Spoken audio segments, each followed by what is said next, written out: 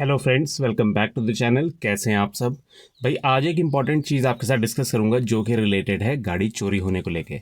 अब देखिए, ये चीज़ें मेट्रो सिटी में ज़्यादा है कि आजकल जो है गाड़ियां बहुत ज़्यादा चोरी होती हैं। अब गाड़ियां चोरी होने का कारण सबसे ज़्यादा क्या है कि भाई जो लोग गाड़ी को चुराते हैं ना, वो आफ्टर मार्केट इनके पार्ट्स को बेचते हैं या फिर कंप्लीट गाड़ी जो है उसको मार्केट में बेचते हैं।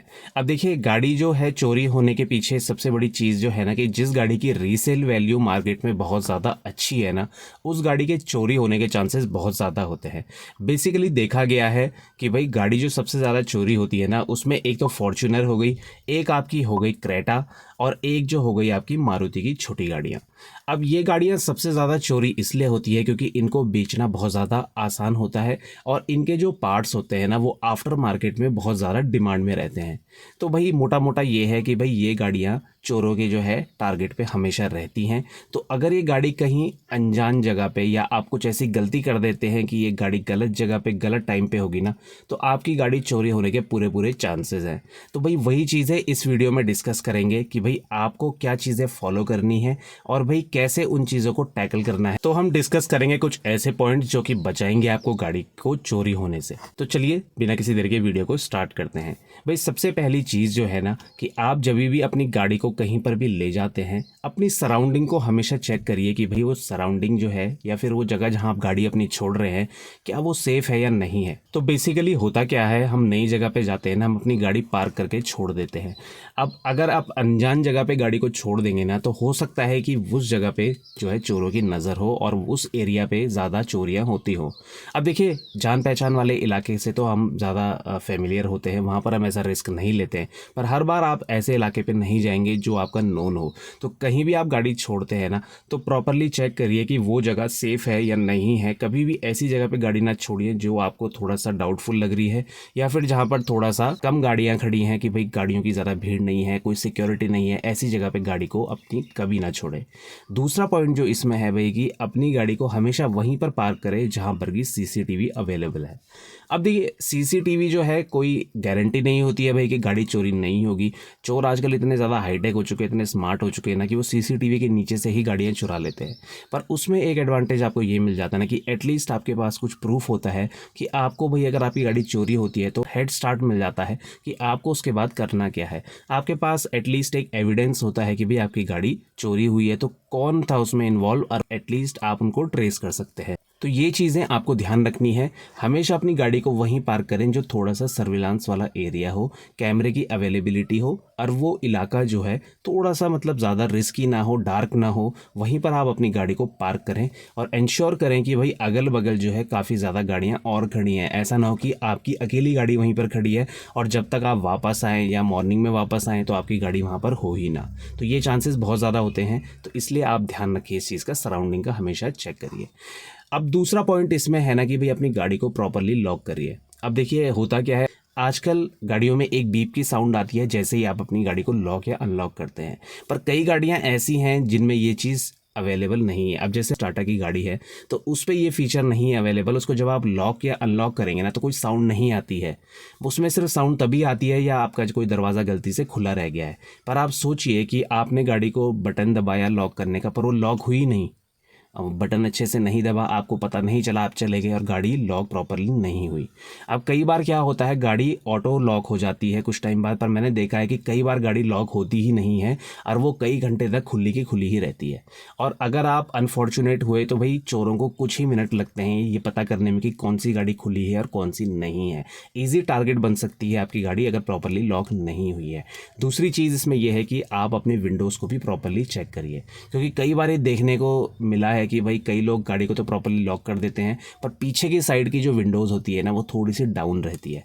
अब थोड़ा सा भी पैसेज अगर मिल जाएगा ना चोरों को, तो वो जो दरवाज़ा है उसको अनलॉक कर सकते हैं और भाई वहीं से आपकी गाड़ी में प्रॉब्लम आ जाएगी और गाड़ी आपकी चोरी होने के चांसेस ज़्यादा होंगे। तो ये चीज़ आप प्रॉपरली ध्यान रखिए, डबल चेक करिए अपनी गाड़ी को जब भी आप अपनी गाड़ी लॉक करके जाते हैं कि भाई मेरी गाड़ी लॉक हुई है नहीं है। दरवाजे खोल के एक बार ज़रूर चेक करिए और अपनी विंडोज़ जो हैं चारों की चारों विंडोज़ को एक बार प्रॉपरली चेक करिए कि कंप्लीट ऊपर तक बंद है या नहीं है।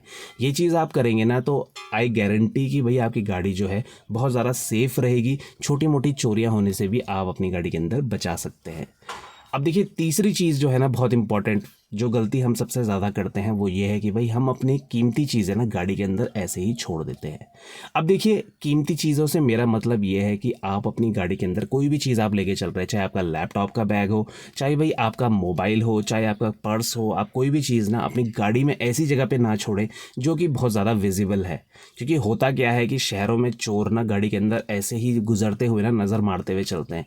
अगर आपके गाड़ी के अंदर कोई भी ऐसी चीज़ है ना जो वैल्यूएबल है तो उसके चोरी होने के चांसेस बहुत ज़्यादा होते हैं।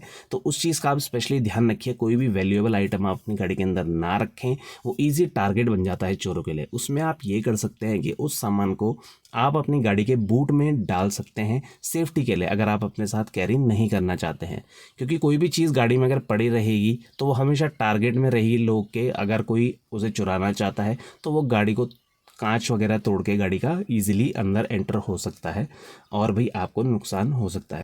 इसमें एक और चीज़ है, अगर आप अपनी गाड़ी कहीं पार्क कर रहे हैं और उस टाइम आपकी गाड़ी में कोई सामान है तो आप कोशिश करें कि जब आप गाड़ी अपनी जिस जगह आप जा रहे हैं वहाँ पर जाकर उस सामान को बूट में ना डालें। क्योंकि क्या होता है वहाँ अगल बगल कोई हो सकता है जो आप पे नज़र रख रहा हो, या फिर वहाँ पर कोई आपको देख सकता है कि आप बूट में कुछ कीमती सामान डाल रहे हैं, सामान प्लेस कर रहे हैं, और आपके जाने के बाद वो उसको निकालने की कोशिश कर सकता है। आप कर सकते हैं कि भाई आप जिस जगह जा रहे हैं ना वहाँ पहुँचने से पहले कुछ किलोमीटर पहले या आप कुछ टाइम पहले उस चीज़ को निकाल के अपनी बूट में प्लेस करिए, और जिस जगह जा रहे हैं वहाँ जाकर कोई भी ऐसी एक्टिविटी ना करें जो किसी की नज़र में आए और किसी को लगे कि भाई आप अपना कीमती सामान अपनी गाड़ी के बूट में रख रहे हैं।